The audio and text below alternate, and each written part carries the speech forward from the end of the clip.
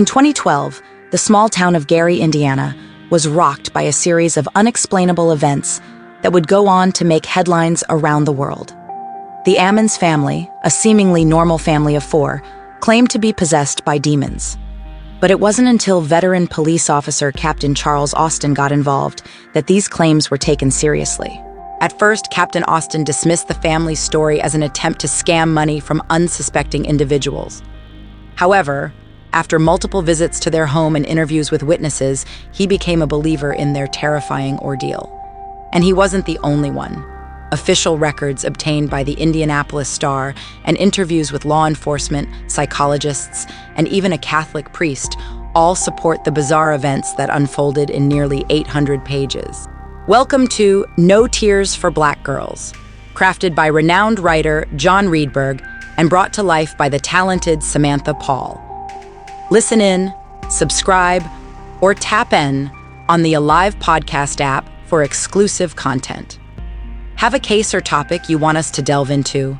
Head to our website, notearsforblackgirls.com, or send us an email at notearsforblackgirls@gmail.com. It all began in a simple rental house on Carolina Street, swarms of flies appearing in the dead of winter, footsteps climbing stairs, doors opening on their own. But these strange occurrences quickly escalated into something more sinister.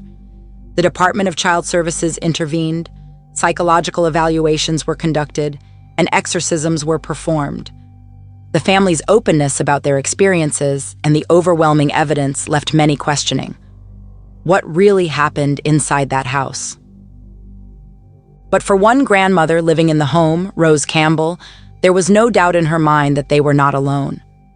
She had experienced a shadowy figure pacing her living room at night and large wet footprints appearing out of nowhere.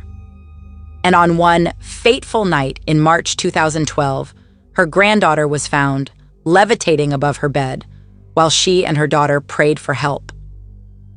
The family sought refuge in local churches, but were turned away until one finally listened and advised them to cleanse their home with bleach, ammonia, and anoint it with crosses made from oil. They also consulted 2 clairvoyants who confirmed their worst fears. Over 200 demons were plaguing their home. Despite following the clairvoyants' advice and creating an altar in their basement, the strange occurrences only intensified. Ammons claimed that she and her 3 young children were possessed by demons, their voices deepening and eyes bulging with each episode. It wasn't until a Catholic exorcism that the family was finally freed from this terrifying ordeal. But even after being declared free from demonic possession, the youngest boy continued to communicate with an invisible boy in a closet who described feelings of being killed, a clear sign of the sinister presence within the household. In one hair-raising incident, the 7-year-old was thrown out of a bathroom as if by an unseen force, and in another, a headboard suddenly slammed into Ammon's daughter, resulting in stitches. Was this truly a case of demonic possession or something else entirely? The evidence and personal accounts leave us questioning what really happened inside that seemingly ordinary house on Carolina Street. At just 12 years old, the young girl described being held down by an unseen entity and hearing a voice threatening to never see her family again. In a terrifying twist, Ammons' sons began speaking in demonic voices, cursing at Onyukwu, and acting violently during their possession.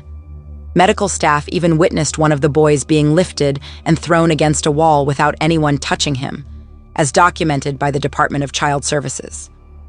The situation escalated when both boys abruptly passed out and wouldn't wake up, leading to a chaotic scene with 7 or 8 police officers and multiple ambulances arriving on the scene. In a desperate attempt to protect her children, Ammons requested to anoint them with olive oil for protection, but was met with ridicule from hospital staff who did not share her beliefs.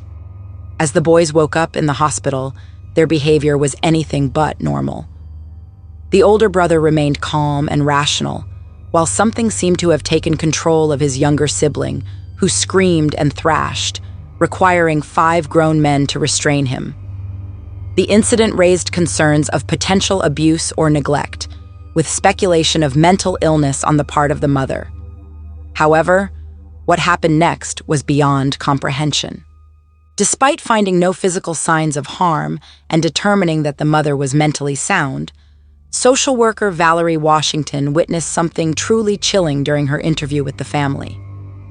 The youngest boy growled and showed his teeth, his eyes rolling back in his head before attacking his own brother. Later, during an interview in an exam room, the 7-year-old spoke in a deep, otherworldly voice, threatening to kill his own brother and then attacking his grandmother until she used prayer to calm him down. This was just the beginning of a series of events that left witnesses shaken and some questioning the existence of paranormal forces at play. The Washington family's once peaceful life was turned upside down by a series of inexplicable events. A 9-year-old boy displaying supernatural abilities, including walking up walls and flipping over his grandmother, shocked even medical professionals. But it wasn't just a mere trick. Something sinister was at work. A nurse who witnessed the boy's acrobatic feats reported that he seemed to glide on the floor, walls, and ceiling. The family, terrified and confused, fled the room in fear.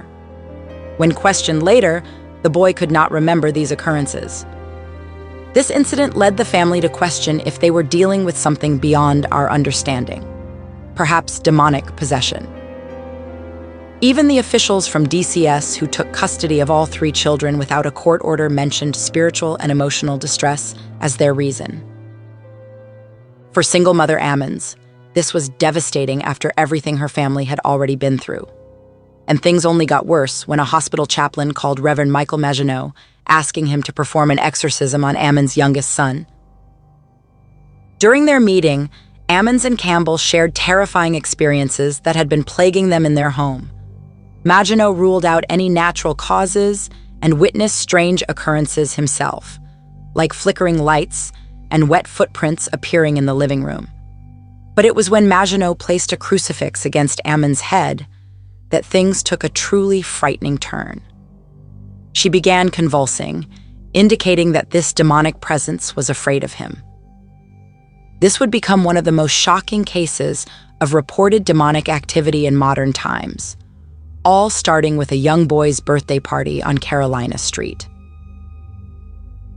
After a grueling 4-hour interview, renowned demonologist Maginot left the house with a sense of conviction. The family was indeed being tormented by demonic forces. He performed an exorcism, invoking prayers and sprinkling holy water in every room before advising Ammons and Campbell to leave immediately for their own safety.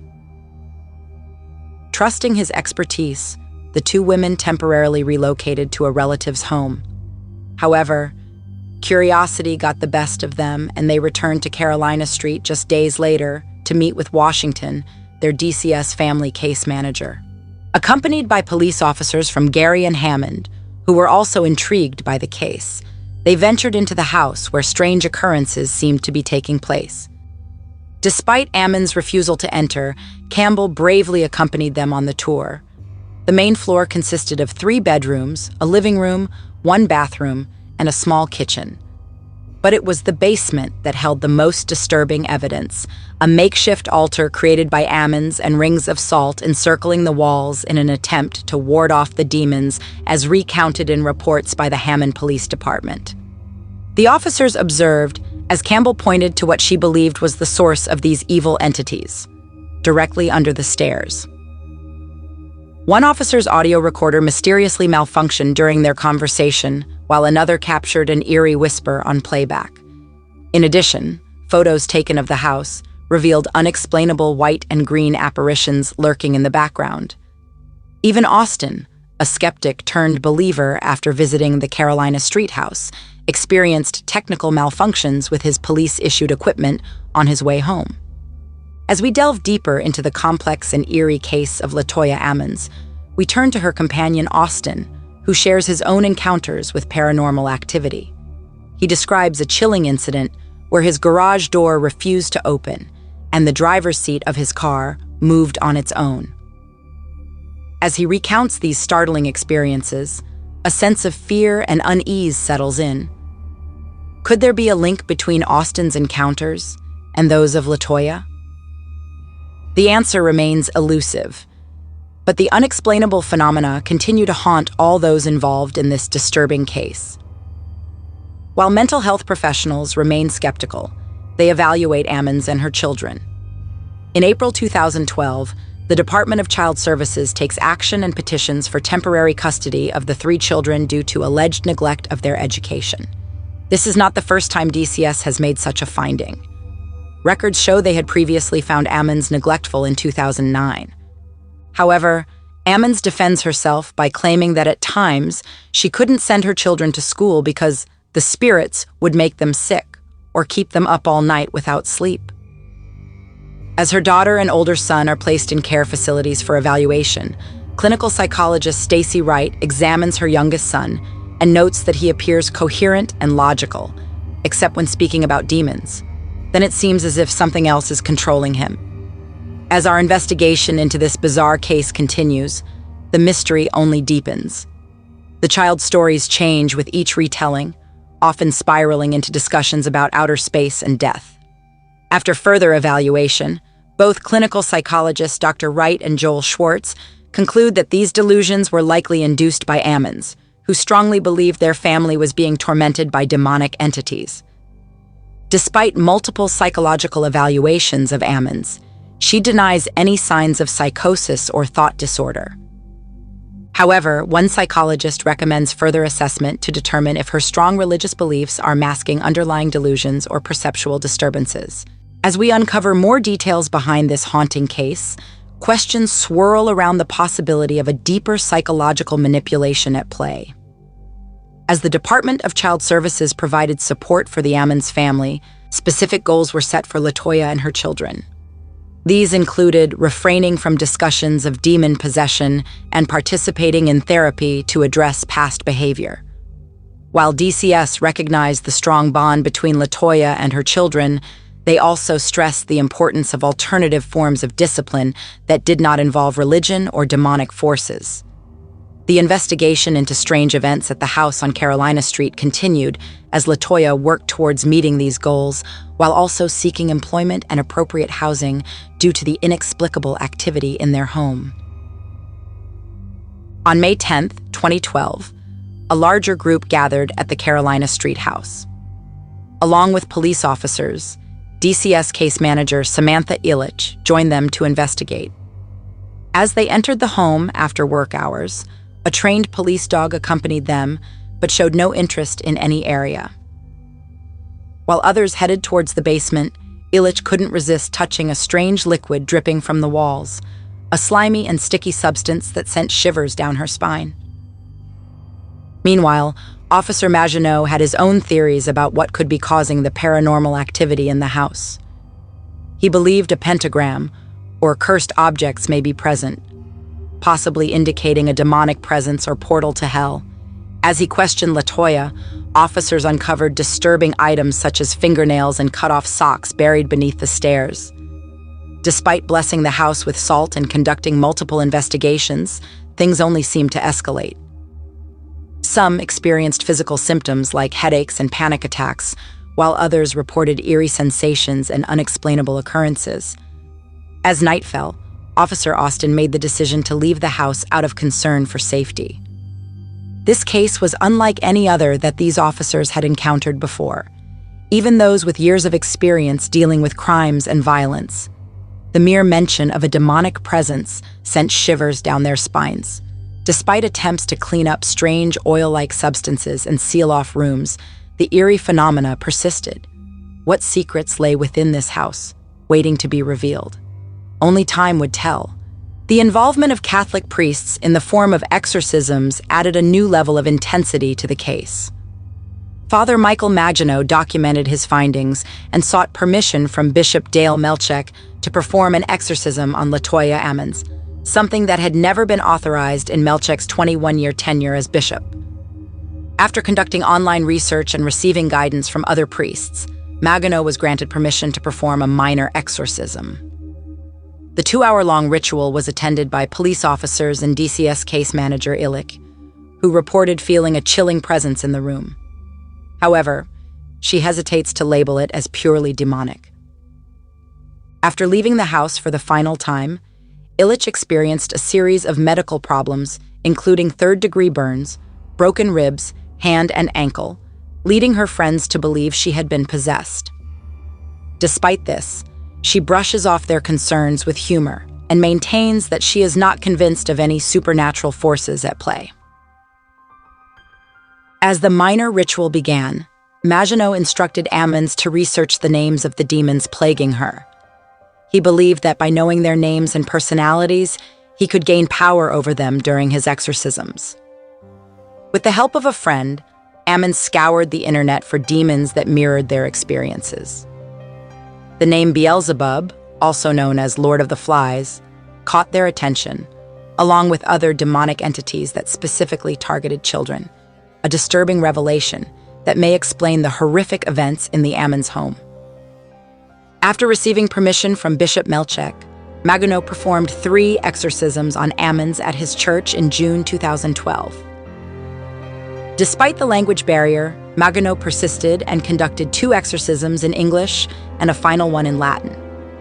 During each ritual, Maginot invoked the power of God and denounced the devil, pressing a crucifix against Ammon's head as he spoke. "I cast you out, unclean spirit, along with every satanic power of the enemy, every specter from hell, and all your fell companions, in the name of our Lord Jesus Christ." The intensity of Maginot's words echoed through the room, as if calling upon a higher power to cleanse Ammons of evil. The events that took place on Carolina Street in Gary, Indiana, have been the subject of much speculation and curiosity. Some question the validity of the claims made by Latoya Ammons, who believes that her family was plagued by demonic possession. But despite skepticism from outsiders, Ammons stands by her experiences and urges others not to dismiss them without having lived through such horrors themselves. As she adamantly states, "I know it's real." However, for those outside of the Ammons family, the story may seem far-fetched and unbelievable, a modern-day case of the exorcist. According to official documents and testimonies from those involved, the events began with strange occurrences inside the house on Carolina Street. As Father Maginot performed exorcisms on Latoya's daughter and herself, witnesses reported seeing her convulsing in response to his forceful commands. And while some may argue that these reactions were simply psychological or attention-seeking, there were also physical manifestations witnessed by police officers and other professionals during their initial home investigation. As Father Maginot continued with the exorcism rituals, he eventually had to take a retreat, but left a backup plan in place. A woman who wrote down a long demon name on a piece of paper and surrounded it with blessed salt in case Ammons encountered further problems.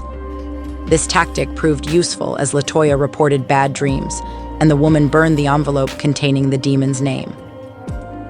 And even after moving to Indianapolis, where they thought they could escape the evil plaguing them, Latoya called Father Maginot about more bad dreams, leading him to perform one final exorcism. But the story doesn't end there. Despite all evidence pointing towards demonic possession, skeptics still question the validity of these claims. However, DCS monitored the children's well-being until finally closing the case in February 2013, noting significant improvements in their behavior after leaving their home on Carolina Street. And while some may argue that it was the power of suggestion or a placebo effect, even the family's case manager and her supervisor requested for the case to be dismissed after witnessing the transformation of the children. So, what really happened on Carolina Street? Was it all just a hoax or an elaborate scheme for attention? Latoya Ammons firmly believes it was God who saved her family from the clutches of evil. And while we may never know the full truth, one thing is certain. The events that took place on Carolina Street have left a lasting impact on all those involved. Demons can actually possess you, use you, so you can give them souls, and they make you take your own life, so, it's real. And a lot of people don't think about it. They live their lives day to day, and you never think that it would be you. Thank you for tuning in to No Tears for Black Girls, now a part of the Alive Podcast Network, the first Black female-owned and operated network dedicated to amplifying Black voices. If you enjoyed this episode, please show your support by following us on the Alive Podcast app, available on both iPhone and Android. You can also stay connected with us on social media and YouTube at No Tears for Black Girls, or on X at No Tears for BG.